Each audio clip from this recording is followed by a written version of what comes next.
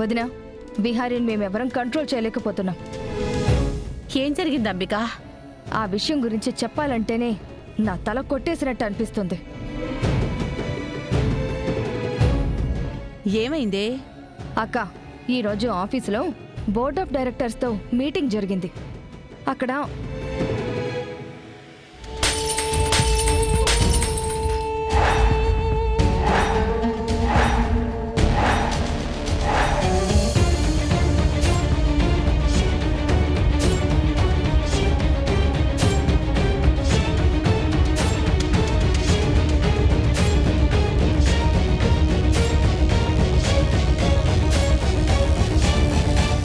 బావ చైర్మన్ పదవికి రాజీనామా చేశాడా? అసలు వాడేం చేస్తున్నాడో వాడికైనా అర్థమవుతోందా?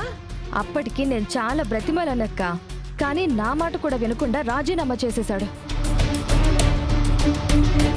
చివరికి గత్యంతరం లేక ఆ పదవి, బిజినెస్లు మన చెయ్యి దాటకుండా ఉండాలని నేను చైర్మన్గా ఆ పోస్ట్ తీసుకోవాల్సి వచ్చింది.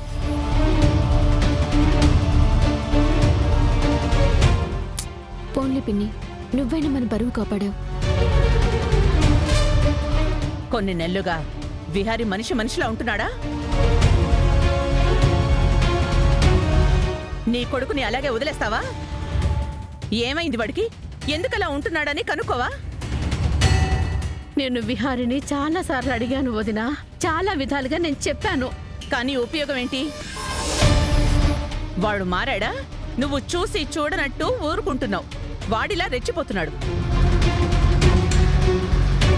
రోజు రోజుకి ఇలా అయిపోతున్నాడని కొంచెమైనా బాధుందా? అక్క, విహారీ అలా ఉంటే వదిన ఎలా కామ్గా ఉంటారు? విహారీకి వదిన చాలాసార్లు సర్ది చెప్పాలని చూశారు, కానీ విహారీ ఎవరి మాట వినలేదు. అమ్మా, బావ విషయంలో నాకు చాలా భయంగా ఉందమ్మా. నువ్వు ఆగవే. ఏడి విహారీ, రానివ్వు. విహార్తో ఈరోజు దీని గురించే మాట్లాడతాను కదా.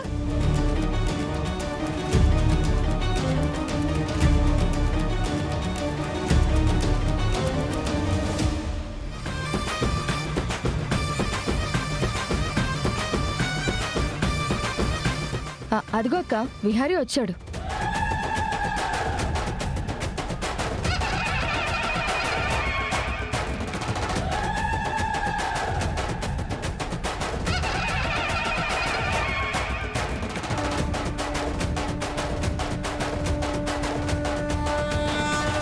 రే విహారీ, విహారీ, విహారీ నిన్నే. విహారీ నిన్నే.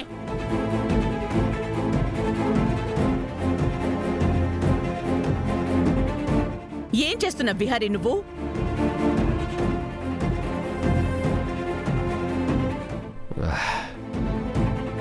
తాగుతున్నాను అత్తయ్య.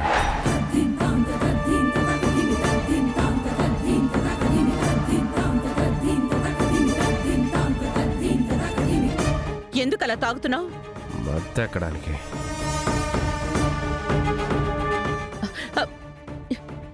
బావా, ఎప్పుడు లేంది ఈ వ్యసనం ఏంటి? ఎప్పుడూ లేంది ఇలా మీరు అందరూ నిలబడి నన్ను అడగడం ఏంటి? విహారీ, నువ్వేం చేస్తున్నావో, ఏం మాట్లాడుతున్నావో నీకు అర్థం అవుతుందా? నువ్వు చైర్మన్ పదవికి రాజీనామా చేశావా? చేశాను.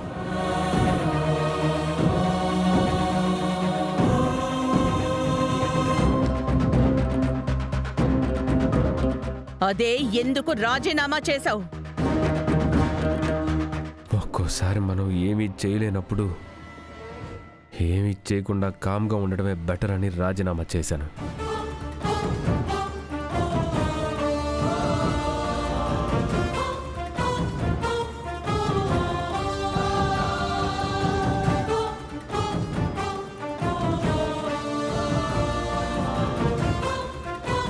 కంగ్రాచులేషన్స్,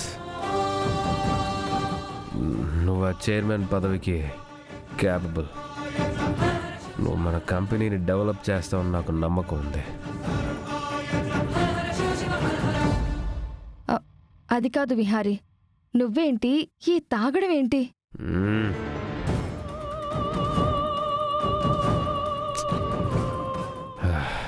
నన్ను ఈ ప్రశ్నలతో ఉక్కిరి విక్కిరి చేయకండి. నాకు అసలే అక్కడ ఉండబుద్ధి కావట్లేదు. ఎందుకు బావా? కొన్నిటి కారణాలు చెప్పలేము. చెప్పినా మీలాంటి వాళ్ళకి అవి అర్థం కావు.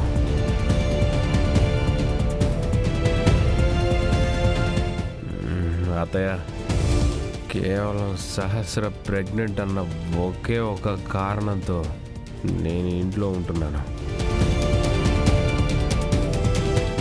లేకపోతే నా కోసం మీరు వెతికినా దొరికేవాడిని కాదు.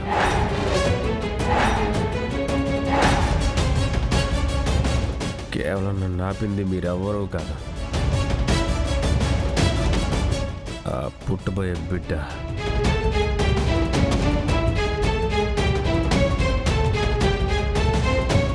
ఒకవేళ ఇంతకు మించి నన్ను ఏమైనా అడిగితే సహస్ర కడుపులో బిడ్డ కూడా నన్ను ఆపలేదు. ఎవరికి కనిపించకుండా నేను ఎక్కడికైనా వెళ్ళిపోతాను.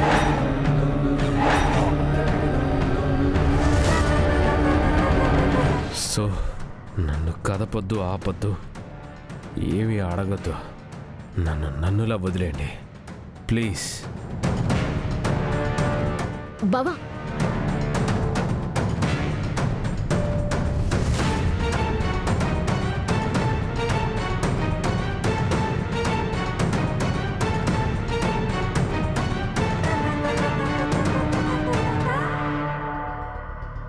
కరెక్ట్ టైంకి ఆ లక్ష్మి నాకు కనబడింది. దాని బిడ్డని సహస్ర బిడ్డని చేస్తే ఎవ్వరూ ఏమీ చేయలేరు.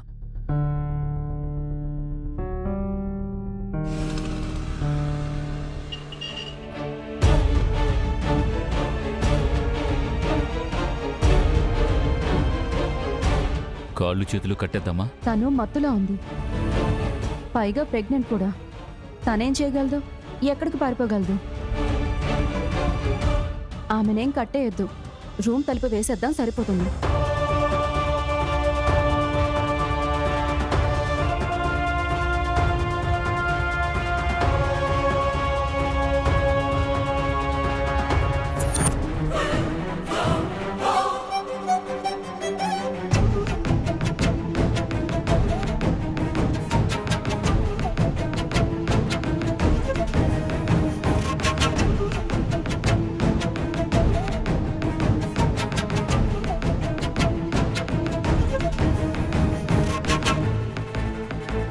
విహారి గారు, విహారి గారు, విహారి గారు, విహారి గారు, విహారి గారు.